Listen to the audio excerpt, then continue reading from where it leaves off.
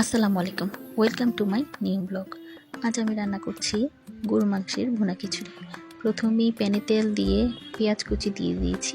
পেঁয়াজ কুচিটা সামান্য নরম হয়ে আসলে আদা রসুন বাটা দিয়ে দিয়েছি। এবার এটাকে কিছুক্ষণ নেড়ে আস্তে আস্তে করে গুঁড়ো মশলাগুলো দিয়ে দিচ্ছি। প্রথমেই দিয়ে দিচ্ছি হলুদের গুঁড়ো,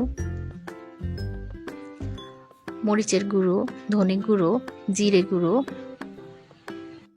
এগুলো দিয়ে সামান্য নেড়ে মশলাটাকে ভালোভাবে কষিয়ে নিচ্ছি। আমি সামান্য পরিমাণে এখানে পানি ব্যবহার করছি। পানি দিয়ে মশলাটাকে ভালোভাবে কষিয়ে নিচ্ছি। এবার হাফ কাপ পরিমাণ আমি মসুরির ডাল দিয়ে দিচ্ছি।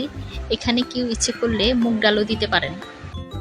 এবার ঢাকনা দিয়ে দিচ্ছি। ঢাকনা দিয়ে 5 মিনিট অপেক্ষা করার পর ঝোলটা যখন শুকিয়ে আসবে, তারপর আমি আমার ঘরে রান্না করা গরু মাংস ও মাংসের ঝোল দিয়ে দিচ্ছি।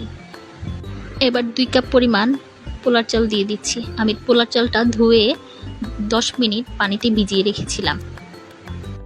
আবারও ভালো করে কষিয়ে নিচ্ছি। কষানোর উপরে খাবারের টেস্টটা নির্ভর করে। যত ভালো কষানো হবে তত ভালো রান্না হবে। এবার পরিমাণ মতো পানি দিয়ে দিচ্ছি। আমি পানিটা দিয়ে নেড়ে এবার ঢাকনা দিয়ে দিচ্ছি। এবার ঝোলটা শুকিয়ে গেলে রেডি হয়ে গেল আমার ভুনা খিচুড়ি। আজকের ব্লগটা এই পর্যন্তই। আল্লাহ হাফেজ।